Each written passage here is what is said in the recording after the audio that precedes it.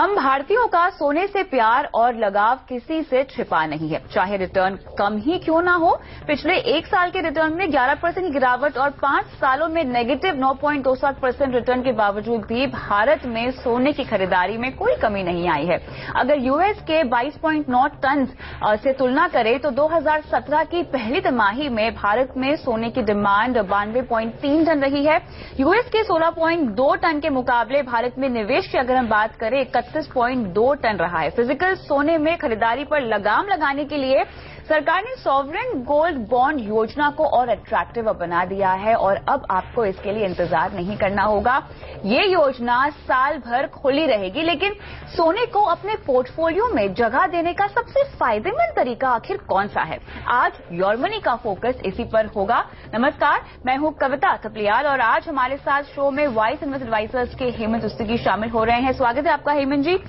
लगातार हम सोने में अगर फाइनेंशियल प्लानिंग के लिहाज से मैं कहूं तो पोर्टफोलियो में 5 से 10% का एक्सपोजर आपका होना ही चाहिए, ये हमेशा हम कहते हैं, लेकिन वो कैसे होना चाहिए, वो निवेश का जरिया क्या होना चाहिए, हमेशा से बहुत बड़ा सवाल रहा है क्योंकि हम सबको सोना बहुत प्रिय है।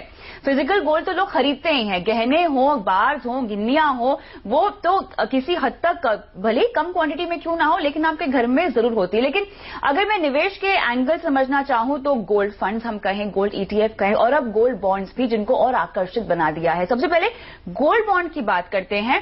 साल भर ये अब हम खरीद सकते हैं, कहां से खरीद सकते हैं और ब्याज अगर मैं समझना चाहूं तो कितना मिलेगा? देखिए, आई थिंक ये जो भी गवर्नमेंट ने जो अनाउंसमेंट की है कल, ये इसलिए की है कि जो गोल्ड बॉन्ड्स जो हैं पिछले कुछ समय से जो अवेलेबल थे इन्वेस्टर्स को, उसमें कुछ ज्यादा फ्लेक्सिबिलिटी लाने के लिए, उसको कुछ ज्यादा अट्रैक्टिव बनाने के लिए। क्योंकि पहले क्या हो रहा था कि ये जो गोल्ड बॉन्ड्स एक पीरियड में ही अवेलेबल थे। इसका मतलब यह कि आप जब भी इन्वेस्ट कर रहे हैं, आप पर्टिकुलर लेवल पे गोल्ड इन्वेस्ट कर रहे हैं। अब गवर्नमेंट ने ये डिसाइड किया है कि ये जो गोल्ड बॉन्ड्स हैं वो आपको पूरे साल मिलेंगे। इसका मतलब यह है कि आपको जरूरी नहीं है कि सोना अगर खरीदना है तो आपको एक लेवल पे ही खरीदना है, आप थ्रू आउट ईयर कभी भी खरीद सकते हो। अच्छा। और जैसा आपने ब्याज की बात की, वहां पे वो 2.5% का ब्याज आपको मिलता है। वहां पे शुरुआत में 2.75 था, अभी ये 2.5 है। हाफ ईयरली इसकी पेमेंट होती है। तो आई थिंक जो स्टेप अभी लिए गए हैं उससे जो आसान रहेगा इन्वेस्टर्स को इन्वेस्ट करने के लिए, ज्यादा क्वांटिटी में इन्वेस्ट कर पाएंगे। और सबसे बड़ी इंपॉर्टेंट चीज ये है कि अगर आप गोल्ड में इन्वेस्ट करना चाहते हो तो आप नहीं चाहते कि आप एक लेवल पे इन्वेस्ट करो। हाँ। आप चाहते हो कि थ्रू आउट आप उसको इन्वेस्ट करो। तो आई थिंक जो अभी चेंजेस हो रहे हैं उससे डेफिनेटली जो गोल्ड बॉन्ड्स हैं वो ज्यादा अट्रैक्टिव हो जाएंगे। अच्छा, अगर निवेश की मैं बात करूं तो 500 ग्राम तक का निवेश पहले यहां पे डिसाइडेड था, निर्धारित था, लेकिन अब उसे बढ़ाकर जो है 4 किलो तक आप निवेश कर सकते हैं। लेकिन अब सवाल ये उठता है कि मैं गोल्ड बॉन्ड खरीदूं कहां से और निवेश क्या मुझे लमसम में करना चाहिए या SIP का भी कोई जरिया है गोल्ड बॉन्ड में पैसे लगाने का? हेमंत जी, देखिए, जैसा आपने कहा बिल्कुल सही, पहले 500 ग्राम की लिमिट थी HUF और इंडिविजुअल्स के लिए, उसको बढ़ा के अभी 4 किलो की कर दी गई है। आइडिया ये है, और ये जो लिमिट है ये एक फाइनेंशियल ईयर की लिमिट है, अप्रैल से लेकर मार्च तक की। ये मतलब पूरे साल में आप इससे ज्यादा गोल्ड नहीं खरीद सकते। तो कहीं ना कहीं जैसा मैंने पहले कहा कि फ्लेक्सिबिलिटी जो है वो ज्यादा आ गई। अब इशू आपका ये है कि आपको उतना इन्वेस्ट करना चाहिए कि नहीं करना चाहिए। हाँ। कितना आसान है, जैसा आपने कहा। हाँ। ये डेजिग्नेटेड बैंक से खरीदा जा सकता है, NSE BSE से खरीदा जा सकता है, स्टॉक होल्डिंग कॉर्पोरेशन से खरीदा जा सकता है।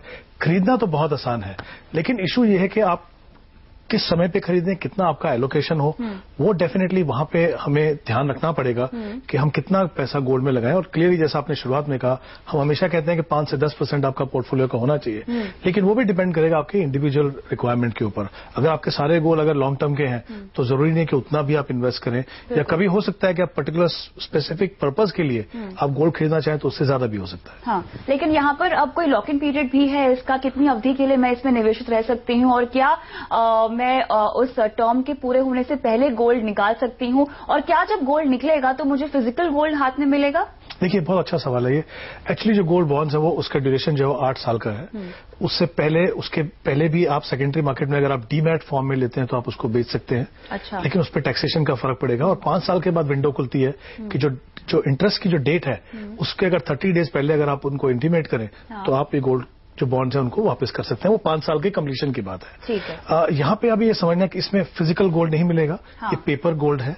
हाँ। क्योंकि लाइक फिजिकल गोल्ड जहाँ पे आपको सोना मिलेगा, ये पेपर गोल्ड है, आपको पैसा मिलेगा उसका, जो भी पैसा आपका होगा।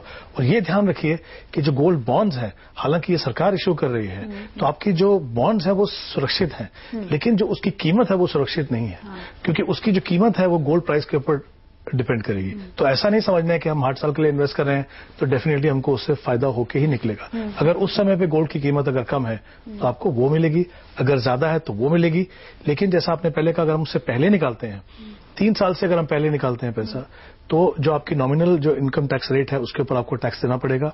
3 साल के बाद अगर करते हैं तो लॉन्ग टर्म कैपिटल गेन होगा और उसमें 20% इंडेक्सेशन के बाद आपको टैक्स देना पड़ेगा। लेकिन अगर आप मैच्योरिटी जैसे 8 साल तक उसको रखते हैं तो जो भी कैपिटल गेन है वो आपको उसको कोई भी टैक्स आपको उसके ऊपर पे नहीं करना है। खरीदने का जरिया क्या है? आपने कहा कि डीमैट अकाउंट के जरिए भी हम खरीद सकते हैं। मेरे पास डीमैट अकाउंट नहीं है तो क्या खुलवाना पड़ेगा या उसके बगैर भी? नहीं, आप फिजिकल फॉर्म में भी ले सकते हैं। दोनों ही फैसिलिटीज आपके पास हैं। अगर आप चाहें तो सर्टिफिकेट भी रख सकते हैं, अगर आप चाहें तो डीमैट में भी रख सकते हैं। अगर आप कुछ पैसा इन्वेस्ट कर रहे हैं स्टॉक मार्केट में, आपका डीमैट अकाउंट है तो जाहिर सी बात है, मुझे लगता है वो काफी कन्वीनियंट है। अगर आप नहीं है तो आप डेफिनेटली फिजिकल फॉर्म में भी गोल्ड बॉन्ड्स को खरीद। तो मुझे करना क्या होगा? क्या मैं किसी बैंक के पास जाऊं या किसी ब्रोकर के पास जाऊं, उन्हें कहूं कि मुझे गोल्ड बॉन्ड में पैसे लगाने हैं? जी, अगर आप डेजिग्नेटेड बैंक है, जैसे मैंने कहा, अगर आपका बैंक वो जो ये गोल्ड बॉन्ड बेच रहा है तो उनके पास जाइए, वो आपको मदद करेंगे। और अगर आपका जैसे फिजिकल फॉर्म में लेना है तो फिजिकल फॉर्म में ले सकते हैं। अगर आपका डीमैट अकाउंट है तो जैसे जो नॉर्मल प्रोसीजर है, आप एप्लीकेशन में लिख दीजिए डीमैट फॉर्म में। जब वो गोल्ड बॉन्ड आपको अलॉट होंगे तो वो सीधे आपके डीमैट अकाउंट में क्रेडिट हो जाएंगे। फिजिकल फॉर्म में इसमें गहने भी हो सकते हैं, बार्स, गिन्नियां, कुछ भी हो सकता है? जी नहीं, सिर्फ सर्टिफिकेट मिलेगा, क्योंकि ये मत भूलिए कि जो इन्वेस्टमेंट है ये पेपर फॉर्म में है। बिल्कुल बिल्कुल। तो यहाँ पर हमने आपको तमाम बारीकियां समझा दी हैं गोल्ड बॉन्ड को लेकर। लेकिन ये तो एक जरिया हुआ सोने में निवेश करने का, लेकिन गोल्ड फंड्स और गोल्ड ईटीएफ भी एक जरिया है, आप निवेश कर सकते हैं। और जो तमाम रिटर्न्स की हम बात करते हैं, गोल्ड बॉन्ड्स और गोल्ड फंड हो या गोल्ड ईटीएफ हो, ये सोने की चाल पर ही निर्भर करते हैं। अगर मैं कंपैरिजन करना चाहूं, अगर मैं तुलना करना चाहूं ईटीएफ और गोल्ड फंड्स की, तो अलग अलग पैमानों पर सबसे पहले अगर मैं रिटर्न के लिहाज से समझना चाहूं और लिक्विडिटी, जो कि बहुत बड़ा सवाल है, कितना अंतर है? देखिए, पहली बात, जब हम गोल्ड बॉन्ड्स की बात करते हैं तो जब आप खरीदते हैं तो आपको 50 रुपए का डिस्काउंट मिलता है। जो 50 रुपए का वहां पे थोड़ा डिस्काउंट मिलता है आपको। ईटीएफ में ऐसा कोई डिस्काउंट नहीं है। ईटीएफ में जैसा आप शेयर खरीदते हैं वैसे ही आप गोल्ड खरीदते हैं। लिक्विडिटी का जो इशू है वो ईटीएफ में कभी कभी हो सकता है, लिक्विडिटी का इशू हो सकता है। यहां पे भी मुझे लगता है जो भी आप इन्वेस्ट करें तो एक टाइम होराइजन पकड़ के चले। अगर बहुत ही इमरजेंसी तभी आप बेचें, अदरवाइज आप समझ के चलें कि अगर आप गोल्ड बॉन्ड खरीदे हो तो 8 साल के लिए आप खरीदे। और जैसा मैंने पहले कहा, 5 साल के बाद वो विंडो ओपन है, आप जाके कर सकते हैं, या फिर स्टॉक मार्केट में आप चाहें तो उसको बेच सकते हैं। तो अगर हम दोनों में कंपेयर करें, एक इंपॉर्टेंट पॉइंट ये था, पहले गोल्ड बॉन्ड जो थे वो पूरे साल अवेलेबल नहीं थे, जबकि गोल्ड ईटीएफ अवेलेबल थे। अब जो चेंज हो रहा है उसका मतलब दोनों में जो है वो पैरिटी आ गई। दूसरी बात, टैक्सेशन की अगर हम बात करें, जैसा मैंने कहा, अगर हम मैच्योरिटी तक रखते हैं गोल्ड बॉन्ड को तो आपको कोई भी कैपिटल गेन टैक्स नहीं देना है। लेकिन ईटीएफ में आप जब भी इन्वेस्ट करें, मान लीजिए 3 साल के बाद अगर आप इन्वेस्ट करते हैं स्पेशली, तब वो लॉन्ग टर्म कैपिटल गेन होगा। इंडेक्सेशन के बाद तब भी आपको 20% टैक्स देना है। तो टैक्सेशन पॉइंट ऑफ व्यू से गोल्ड बॉन्ड डेफिनेटली एक बेटर ऑप्शन है अगर आप मैच्योरिटी तक उस पर रहते हैं तो। मैच्योरिटी तक रहते हैं। हाँ। तीसरी बात, वहां पे कुछ एक्सपेंसेस हैं। जैसे आप खरीदते हैं गोल्ड ईटीएफ से तो आपको ब्रोकरेज पे करनी है। हाँ। जो यहाँ पे नहीं है। हाँ। हालांकि आप डीमैट फॉर्म में ले रहे हैं लेकिन आपको कोई ब्रोकरेज पे नहीं करनी है वहां पे, वो है। और एक एक्सपेंस रेशियो रहती है वहां पे करीब 1% की। तो अगर आप कॉस्ट के हिसाब से जाएंगे तो कहीं ना कहीं उस ईटीएफ में आपकी रिटर्न के ऊपर उतना फर्क पड़ेगा। ब्रोकरेज अमाउंट और जैसा मैंने कहा जो एक्सपेंस रेशियो है अगर 1% की है, उतना फर्क आपको पड़ेगा। तो जाहिर सी बात है कि आपको गोल्ड बॉन्ड के अंदर रिटर्न बेहतर मिलेगी। तीसरी इंपॉर्टेंट चीज ये है कि गोल्ड बॉन्ड के अंदर आपको 2.5% का इंटरेस्ट मिल रहा है। हालांकि जो इंटरेस्ट है बाजार भाव के ऊपर है। जी बिल्कुल, वो इंटरेस्ट है जो भी आप जितना आपने इन्वेस्टमेंट किया उसके ऊपर आपको इंटरेस्ट मिल रहा है। और हालांकि ये इंटरेस्ट जो है वो टैक्सेबल है, लेकिन हम गोल्ड को हमेशा एक अनप्रोडक्टिव एसेट बोलते हैं क्योंकि उससे आपको कुछ इनकम नहीं आती है। हाँ। गोल्ड बॉन्ड में अगर आप इन्वेस्ट करते हो तो वहां पे आपको 2.5% का ब्याज मिलता है, जो आपको हाफ ईयरली बेसिस पे मिलता है, जो गोल्ड ईटीएफ या गोल्ड फंड्स में नहीं मिलता। क्योंकि गोल्ड फंड जो है वो एक फंड ऑफ फंड है और वो अपने ही फंड के गोल्ड ईटीएफ में इन्वेस्ट करते हैं। तो वहां पे अगर आप चाहें तो एसआईपी वगैरह से इन्वेस्ट कर सकते हो।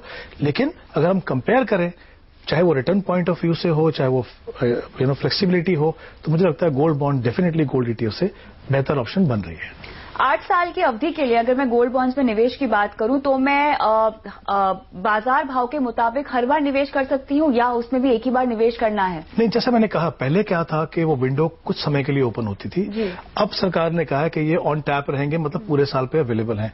आप जब भी गोल्ड खरीदने चाहेंगे उस दिन का जो भाव है उस पर जैसा मैंने कहा आपको 50 रुपए का डिस्काउंट मिलेगा, उस भाव पे आप खरीद रहे हैं। और जैसा मैंने पहले कहा फ्लेक्सिबिलिटी इसलिए इंपॉर्टेंट है, पहले जब आप गोल्ड बॉन्ड में इन्वेस्ट करते थे तो जैसा अगर वो विंडो 15 दिन के लिए ओपन है तो वो जो गोल्ड भाव था उस समय पे आप इन्वेस्ट करते तो आप एक तरीके से टाइम कर रहे थे। अब ऐसा नहीं, अगर ये विंडो अवेलेबल है पूरे साल के लिए तो आप जब भी चाहे हर महीने खरीद सकते हो, हर हफ्ते खरीद सकते हो, जब भी चाहे आप खरीद सकते हो। तो आपकी जो कॉस्ट जो है उसकी एवरेजिंग भी हो जाएगी। तो गोल्ड बॉन्ड, गोल्ड ईटीएफ और गोल्ड फंड आपके मुताबिक किस में निवेश होना चाहिए अगर सोना मुझे अपने पोर्टफोलियो में रखना है तो? देखिए, अगर आपको थोड़ी सी टाइम होराइजन की क्लैरिटी हो तो मुझे लगता है गोल्ड बॉन्ड्स डेफिनेटली एक बेटर ऑप्शन है तीनों में, क्योंकि जैसा मैंने कहा आपको एक तो रिटर्न का फायदा है, इंटरेस्ट मिल रहा है आपको और टैक्सेशन का बहुत बड़ा फायदा है। तो आई थिंक तीनों पॉइंट ऑफ व्यू से अगर मैं देखूं, लेकिन ये फैसला करना है कि आपको गोल्ड में इन्वेस्ट करना है कि नहीं। अगर आप क्लियर है कि आपको इन्वेस्ट करना है तब मुझे लगता है गोल्ड बॉन्ड जो है वो बेहतर ऑप्शन है। चलिए, तो यहाँ पे जैसा कि हमेशा से हम कहते हैं कि सोना एक लौता ऐसा इन्वेस्टमेंट इंस्ट्रूमेंट है जो महंगाई को मात दे सकता है, साथ ही म्यूचुअल फंड्स तो हैं ही, लेकिन अगर आप भी सोने में निवेश के शौकीन हैं, इसको अपने पोर्टफोलियो में रखना चाहते हैं, तो नया विकल्प आपके सामने आ गया है गोल्ड बॉन्ड का, जो कि पहले चंक्स में यहाँ पर आप निवेश कर सकते थे, क्योंकि एक विंडो यहाँ पर दी जाती सरकार की तरफ से जिसके जरिए आप निवेश कर सकते थे, लेकिन अब साल भर के लिए खुली रहेगी। यानी जब भी बाजार भाव आपको लगता है कि आपके मुताबिक सही है, आप निवेश कर सकते हैं, तो सोने में आप पैसे लगा सकते हैं सॉवरेन गोल्ड बॉन्ड के जरिए। रुकते हैं छोटे से ब्रेक के लिए और ब्रेक के बाद जुड़ेंगे दर्शकों के साथ।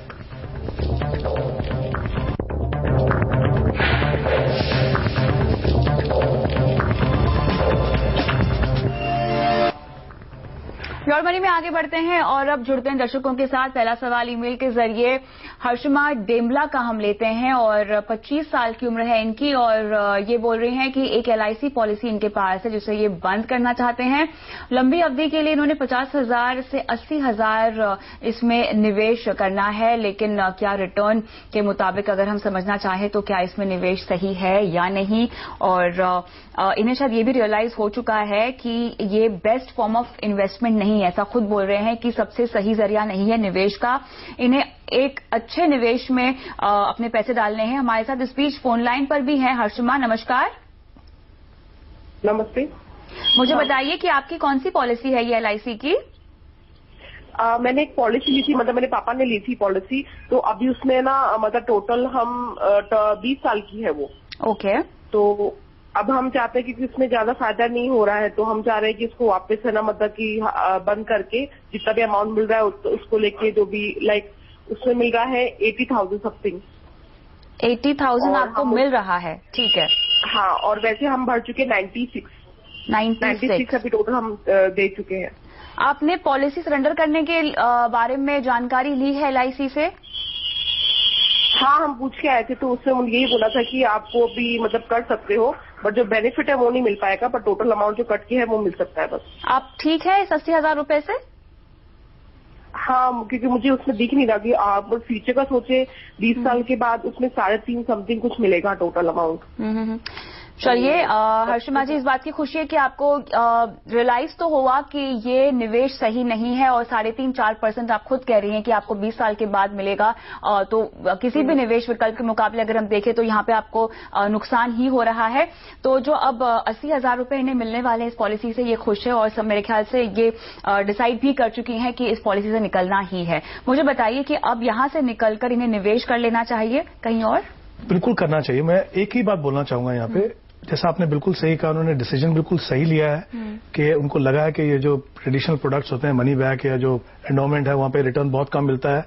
सही फैसला है आपका, हालांकि नुकसान हो रहा है कि आप वहां से निकले, क्योंकि अगर लंबे समय के लिए इन्वेस्ट करें, अच्छी जगह इन्वेस्ट करेंगे, सही तरीके से एसेट एलोकेशन करेंगे तो रिटर्न कहीं बेहतर हो सकते हैं। लेकिन एक चीज मैं कहना चाहूंगा कि इंश्योरेंस पोर्टफोलियो के लिए बहुत इंपॉर्टेंट है। ये बात सही है कि प्रोडक्ट सही नहीं है, वहां से निकल गए, लेकिन एक जो टर्म प्लान होती है वो बहुत ही इंपॉर्टेंट है। रिस्क कवर होना बहुत ही जरूरी है, क्योंकि आपके पास जो प्रोडक्ट है वो अच्छा नहीं है, इसका मतलब ये नहीं कि आप प्रोडक्ट अपने पोर्टफोलियो में इंश्योरेंस नहीं रखें। तो एक चीज का पहले ध्यान रखिए। दूसरा, इन्होंने कहा कि जो इन्वेस्टमेंट करना चाहते हैं वो लॉन्ग टर्म के लिए करना चाहते हैं। मैं चाहूंगा कि आप थोड़ा सा और स्पेसिफिक हो जाएगा टाइम होराइजन के बारे में कि वो 10 साल है या 15 साल है, तो उससे क्या होता है कि सही एसेट एलोकेशन करने में फायदा रहता है, और दूसरा आपको जो सही ऑप्शन में पैसा लगाना चाहिए वो भी करने का आपको मौका मिलता है। तो अगर हम ये मान के चलें कि आपके पास ये लमसम पैसा है, अगर आप इसके अलावा कुछ पैसा इन्वेस्ट कर पाए हर साल या हर 6 महीने में, हर 3 महीने में, तो बेहतर रहेगा, क्योंकि लॉन्ग टर्म के लिए इक्विटी फंड जो है वो सही ऑप्शन है। लेकिन लमसम खाली एक करने से काम नहीं चलेगा। अगर आपको लगता है कि आप इसके बाद इन्वेस्टमेंट नहीं कर पाएंगे तो फिर आप एक काम कीजिए कि 40% जो पैसा है इसका वो लमसम इन्वेस्ट कीजिए और जो बाकी 60% जो पैसा है म्यूचुअल फंड में आप इन्वेस्ट करने के लिए एक सिस्टमैटिक ट्रांसफर प्लान रहता है, यानी आप लिक्विड फंड में पैसा लगाइए और वहां से हर महीने जो पैसा है वो इक्विटी फंड में जाएगा। मैं 2 फंड्स आपको रिकमेंड कर रहा हूं, कोटक सेलेक्ट फोकस जो एक मल्टी कैप फंड है जहां पे ज्यादा पैसा जो है वो लार्ज कैप में और कुछ पैसा मिड कैप में है, और HDFC mid cap opportunity fund है जहां पे करीब 30% लार्ज कैप में और बाकी मिड कैप में है। इन दोनों फंड में इन्वेस्ट कीजिए। जैसा मैंने कहा अगर ये वन टाइम इन्वेस्टमेंट है तो आप कॉम्बिनेशन कीजिए लमसम और एसटीपी का। अगर पॉसिबल है कुछ पैसा इन्वेस्ट करना रेगुलर बेसिस पे तो आप लमसम इन्वेस्ट कर सकते हो और उसके बाद कोशिश कीजिए कि समय समय पे इन्हीं फंड्स में कुछ पैसा आप इन्वेस्ट करते रहिए, क्योंकि इक्विटी में लॉन्ग टर्म की जरूरत तो है ही, साथ में थोड़ा सा डिसिप्लिन चाहिए इन्वेस्टमेंट में ताकि आप अपने इन्वेस्टमेंट को एवरेजिंग कर सकें। चलिए, तो यहाँ पर उम्मीद करते हैं कि आपको फंड के नाम पता चल गए हों। Kotak select focus fund, HDFC mid cap opportunity में आपको निवेश करने की सलाह दी जा रही है, साथ ही अपने लिए आप टर्म प्लान ले सकते हैं। आगे बढ़ते हैं और कृष्ण मोहन हमारे साथ फोन लाइन पर है। नमस्कार कृष्ण मोहन जी, आपको अपने बेटे के लिए सवाल पूछना है। नमस्ते मैडम, मेरा बेटा जस्ट अभी 1 अगस्त को जॉब में ज्वाइन कर रहे हैं। हाँ, तो उसका अराउंड मंथली 15,000 रुपए का उसको म्यूचुअल फंड में एसआईपी करने के लिए मैंने उसको सजेशन दिया है। ओके।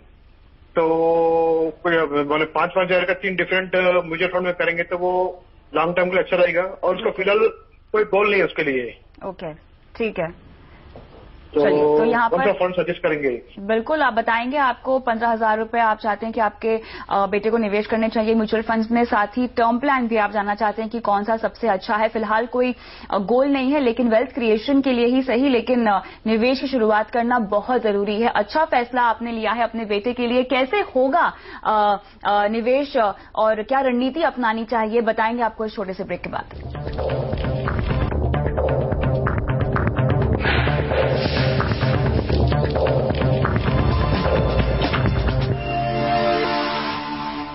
प्योर मनी में सलाह देंगे कृष्ण मोहन जी को, जिन्हें अपने बेटे के लिए फाइनेंशियल प्लानिंग करनी है। 15,000 रुपए ये चाहते हैं कि इनके बेटे को निवेश करने चाहिए, जिनकी अभी अभी नौकरी लगी है और कोई फ्यूचर गोल तो है नहीं फिलहाल, लेकिन एक निवेश की प्रैक्टिस डालनी है मेरे ख्याल से, इसीलिए चाहते हैं कि हम उनके बेटे के लिए फंड सजेस्ट कर लें। सबसे पहले मैं कहूंगा उन्होंने, जैसा आपने भी कहा, कि बिल्कुल अच्छा एडवाइस अपने बेटे को दिया उन्होंने, क्योंकि बहुत यंग है। हाँ। और इस यंग एज में इन्वेस्ट करेंगे, हम जैसा जानते हैं हमेशा जितना जल्दी आप प्रोसेस शुरू करेंगे उतने आपको फायदा है, चाहे वो पावर ऑफ कंपाउंडिंग का फायदा हो या इक्विटी जैसी एसेट क्लास का अगर आपको सही मायने में अगर फायदा उठाना है तो जितना जल्दी आप शुरुआत करेंगे उतना अच्छा है। यहाँ पे अगर देखें तो इन्होंने कहा कि एक टर्म प्लान के लिए उन्होंने रिकमेंड किया, बिल्कुल वो भी बिल्कुल सही है, वो टर्म प्लान ले लें। और जहां तक इन्वेस्टमेंट का सवाल है, 15,000 रुपए की बात करें, टैक्स सेविंग की भी बात करें, मुझे लगता है कि ईएलएसएस एज ए कैटेगरी बहुत ही अच्छा टैक्स सेविंग करने के लिए, स्पेशली क्योंकि इनके बेटे काफी यंग है, तो मैं चाहूंगा कि वो रिलायंस टैक्स सेवर में वो इन्वेस्ट कर सकते हैं 5,000 रुपए। बाकी जो 10,000 रुपए 2 और एसआईपी की हम जो बात कर रहे हैं वो डिपेंड करेगा एग्जैक्टली कितना टाइम होराइजन है। जैसा उन्होंने मेंशन किया था कि 5 से 7 साल है, तो मुझे लगता है क्योंकि फर्स्ट टाइम इन्वेस्टर है, बैलेंस फंड में जाए, इक्विटी ओरिएंटेड बैलेंस फंड में एचडीएफसी बैलेंस फंड या आईसीआईसीआई बैलेंस फंड देख सकते हैं। अगर उससे ज्यादा समय है तो उससे पहले हमने शो में 2 इक्विटी फंड्स की बात की थी, कोटक सेलेक्ट फोकस और एचडीएफसी मिड कैप अपॉर्चुनिटी। तो जितना जो आपका टाइम होराइजन है 10,000 के लिए, उस तरह से फंड चुनिए। ईएलएसएस का मैंने आपको फंड बता दिया है, और जैसा मैंने कहा टैक्स सेविंग करने के लिए ईएलएसएस जो है एक बहुत ही बेहतरीन ऑप्शन है। चलिए, तो यहाँ पर आपको हमने फंड रेकमेंड कर दी हैं कृष्ण मोहन जी। आप ICICI Pru balance fund, HDFC balance fund, Reliance tax saver में भी निवेश कर सकते हैं, और अगर आप चाहें तो कोटक सिलेक्ट फोकस भी अपने पोर्टफोलियो में शामिल कर सकते हैं। लेकिन अगली बार अपने बेटे से कहिएगा कि कुछ गोल्स भी अपने लिए लाइन अप कर ले, ताकि उनको उन लक्ष्यों के लिए भी एक निवेश रणनीति मिल जाए।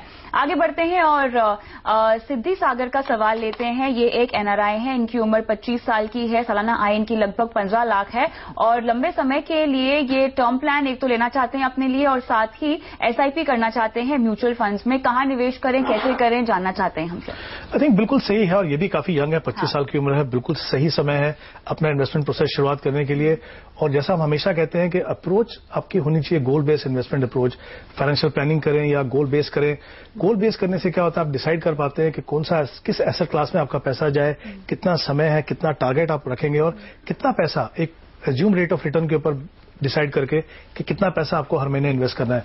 यहां पे मैं कहूंगा क्योंकि इनके लॉन्ग टर्म की अगर हम बात करें तो कुछ एक इक्विटी फंड्स जैसे वेल डाइवर्सिफाइड फंड हम हमेशा कहते हैं वो देखें इनको। तो एक कोटक सेलेक्ट फोकस की हमने बात की, यहाँ पे मोतीलाल ओसवाल का मोस्ट 35 मल्टी कैप फंड है वो देख सकते हो, L&T वैल्यू फंड देख सकते हो। इन्होंने एक डेट फंड की भी बात की, मैं कहूंगा डेट फंड भी एक काफी अच्छी ऑप्शन है म्यूचुअल फंड में, लेकिन वो डिपेंड करता है कि आपका टाइम होराइजन कितना है और किस तरह से आप देखते हैं इंटरेस्ट रेट का बिहेवियर आगे जाके। इन दोनों चीजों को ध्यान में रख के इनको सिलेक्शन करना चाहिए। और अगर ये डेट फंड देखना चाहते हैं और उनका टाइम होराइजन अगर 3 साल का है तो मैं चाहूंगा कि जो एक्रूअल बेस्ड फंड है जैसे कोटक इनकम अपॉर्चुनिटी फंड है या L&T इनकम अपॉर्चुनिटी फंड है, उस तरह के फंड में जाइए, ड्यूरेशन फंड में मत जाइए। बहुत ज्यादा एग्रेसिव फंड में इस समय पे मैं रिकमेंड नहीं करूंगा कि आप डेट फंड में जाएं, लेकिन वो क्लियरली डिपेंड करता है आपके टाइम होराइजन पे। और एक ऑप्शन और है आपके पास, जो डेट ओरिएंटेड हाइब्रिड फंड जो होते हैं उनको भी आप देख सकते हो। तो काफी ऑप्शंस हैं, आप डिसाइड कीजिए कितना समय आपके पास, किस तरह की इन्वेस्टमेंट करनी है और उसके बाद फिर अपनी फंड सिलेक्शन कीजिए। और उस पर अगर आप कायम रहें और अपना इन्वेस्टमेंट प्रोसेस को अगर कंटिन्यू करें तो जाहिर सी बात है कि आप सारे गोल्स को जिस तरीके से अचीव करना चाहें वो कर सकते हैं। तो यहाँ फंड पर तो हमने सलाह दे दी है, लेकिन क्योंकि हमें यंगस्टर सवाल यहाँ पर भेज रहे हैं और क्योंकि इनकी फाइनेंशियल प्लानिंग की शुरुआत ही हो रही है तो इमरजेंसी फंड बनाना बहुत जरूरी है। कंटिजेंसी फंड आपके पास होना ही चाहिए ताकि कोई भी सिचुएशन हो आपकी लाइफ में आपके पास पर्याप्त पैसा तो होना ही चाहिए। इसको आप जमा कैसे करेंगे और कितने महीनों का खर्चा जो है आपको इकट्ठा करना चाहिए, इन्वेस्ट करना चाहिए? आई थिंक ये बहुत ही इंपॉर्टेंट है इमरजेंसी फंड। होता क्या है कि आपको लगता है कि एसआईपी के द्वारा इन्वेस्ट करें, थोड़ा सा एग्रेसिवली अगर आप इन्वेस्ट कर दें, मान लीजिए आपने कुछ लिक्विडिटी रखी नहीं अपने पास और आगे जाके अगर थोड़ा पैसे की आपको जरूरत हो तो आप देखेंगे कि अपनी इन्वेस्टमेंट को आप रोक देंगे। वो बिल्कुल भी सही तरीका नहीं है, इसीलिए इमरजेंसी फंड बनाना बहुत जरूरी है। 3 से 6 महीने के जो आपके खर्चे हैं उसके बराबर का पैसा जो है आप का इमरजेंसी फंड बनाइए। उसमें 2 ऑप्शन है, अगर आप चाहें तो म्यूचुअल फंड के जो लिक्विड फंड है वहां पे लगा सकते हैं या बैंक में आप जो शॉर्ट टर्म डिपॉजिट्स है वहां भी लगा सकते हो। पर 3 से 6 महीने का जो खर्चा है उसका आप उसके बराबर का आप एक इमरजेंसी फंड बनाइए। उससे क्या होगा, कभी भी आपको थोड़े पैसे की जरूरत हो तो आप अपने इन्वेस्टमेंट को डिस्टर्ब नहीं करेंगे। चलिए, बहुत बहुत शुक्रिया आज शो पर आने के लिए हेमंत जी। और इसी के साथ योर मनी पर अगर आप भी अपना सवाल पूछना चाहते हैं तो आप अपना सवाल हमें व्हाट्सएप कर सकते हैं अपने नाम के साथ, @TH पे ट्वीट कीजिए या तो फिर आप हमें ईमेल भी कर सकते हैं जहां पर अपना कॉन्टैक्ट नंबर जरूर भेजिएगा। फेसबुक के पेज पर जाके भी अपना सवाल इनबॉक्स कर सकते हैं। नमस्कार।